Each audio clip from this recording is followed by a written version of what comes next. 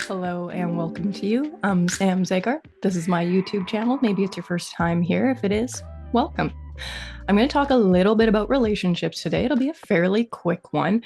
Ra gave us a handful of rhymes to help remember certain thematics that happen when we combine different numbers of centers together in a relationship. He really only focused on 4 rhymes, although there is more than that. I'll let you know why he only focused on 4 rhymes.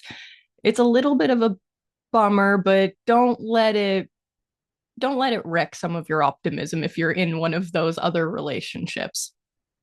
Now, just a quick glossary over what is a connection chart. When you take your chart as a human, your human body graph, and you connect it to somebody else's human body graph, their chart, what things are being connected or defined that maybe don't exist when you are solo on your own? When you're alone in your own aura, what are you like? And then what happens when someone else walks into your bubble, into the room, into your workspace, and connects with you? You can kind of lock yourself into certain configurations with other people. What does that look like? Okay, Ra has a handful of rhymes. We're going to go over them.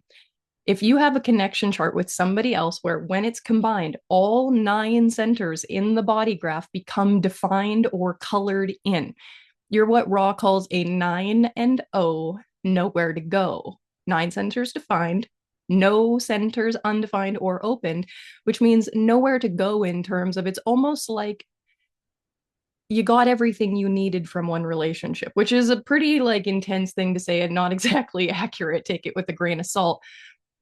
But there's this feeling of what we call the happy trap. It's like you're stuck, but you don't mind it. It's hard for you to get out, and it's hard for other people to get into this relationship.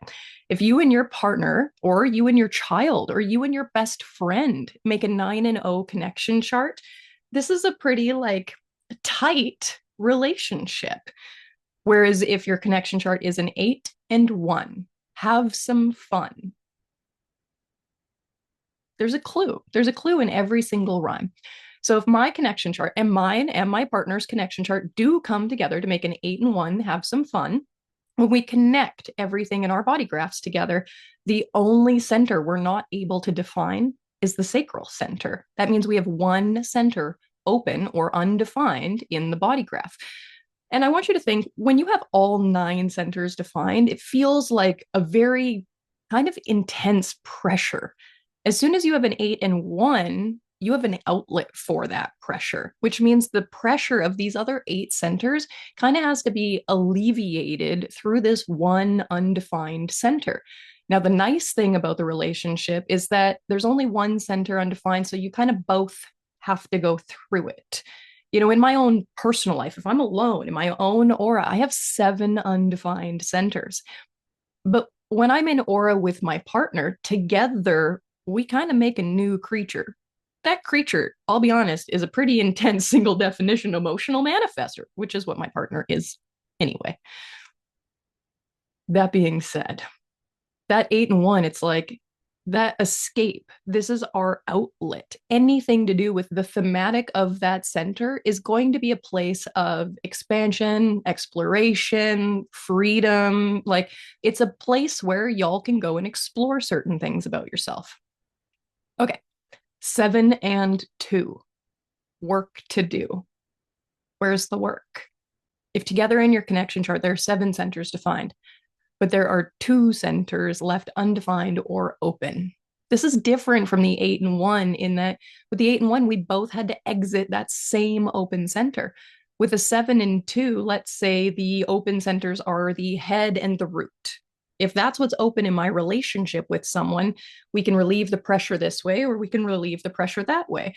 I also recognize that saying the head and the root and then literally acknowledging the pressure was a little bit ironic and not necessarily even what I meant to say.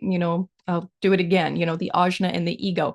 Is one of you going out of the ajna and exploring conceptualizing? And is one of you going out the ego and exploring concepts maybe more related to self-worth?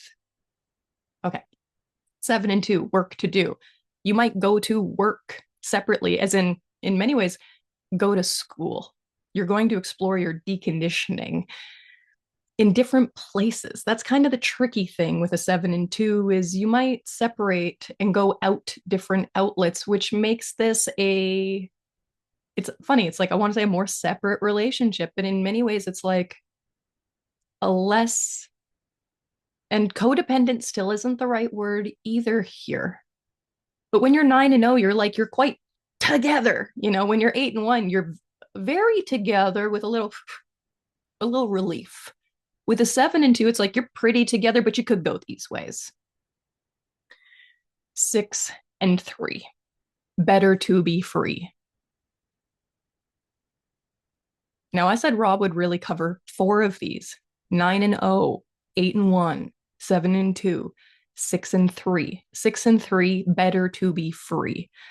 What Ross says, if you're in a relationship where you define 6 centers, but 3 of them are still left open, you have 3 exit points. It might be quite hard for you to pin down your partner.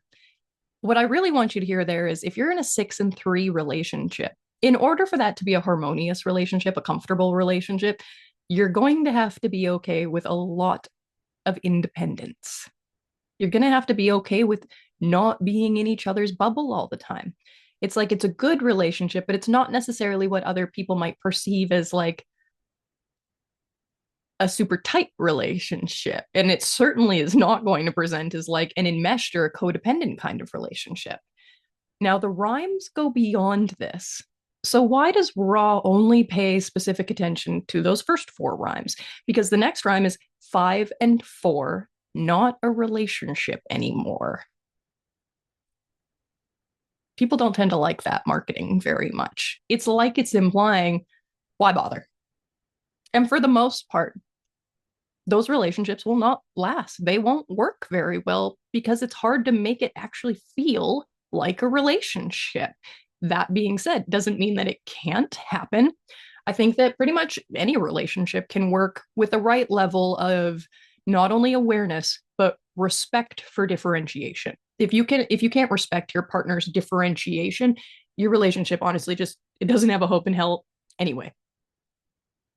5 and 4 doesn't necessarily imply that it has to be not a relationship anymore. What it's implying is a high level of independence, high level of autonomy, a lot of space, likely. You got to be someone who's pretty okay to do your own thing. You can't be a very needy partner if you're a 5 and 4. Now, it's not like it just ends. That is where Rob finished the rhymes. Like in theory, the next one would be 4 and 5, as in only 4 centers defined and 5 centers undefined or open. He didn't even make up a rhyme for that one. And it's not that that can't exist in a connection chart, it can exist. But I think the likelihood that that's the kind of relationship people are looking into is so rare. I will say that Ra has a bit of a tendency to pay more attention to higher statistical definitions. An example of this is when Ra's teaching about authority, Ra will almost always just teach on sacral, splenic, and solar plexus authority. When you're looking into the main lectures on authority, there's not that much information on the lesser common authorities. It is actually quite challenging to find much on ego projected or ego manifested authorities. He really tends to put a lot of attention on the highest statistical definition. If we're looking at, splenic, emotional, and sacral, we're looking at a huge percentage of the population. But there are other people that exist. Whereas if we look at relationships and we're looking at 9 and 0, 8 and 1, 7 and 2, those are statistically the most likely configurations for a relationship. So that's where he puts the most of his attention. But it doesn't mean that it's impossible to have different configurations and that they could show up in your life. You could have 3 centers defined and 6 centers undefined, but the likelihood of that is just so minuscule that he doesn't pay that much attention to it. Okay, so we've been over the rhymes, what they mean, a little bit of how they play out. Hopefully that helped you if you're looking at your own relationship, your clients' relationships, what's going on with you and your mom or you and your friend or whatever. If you want to know a little bit more about relationships, there's going to be a follow-up video to this one, and it's going to cover the kinds of connections we're making in a relationship, whether this is a dominance connection, a compromise connection, a companionship connection, or an electromagnetic connection.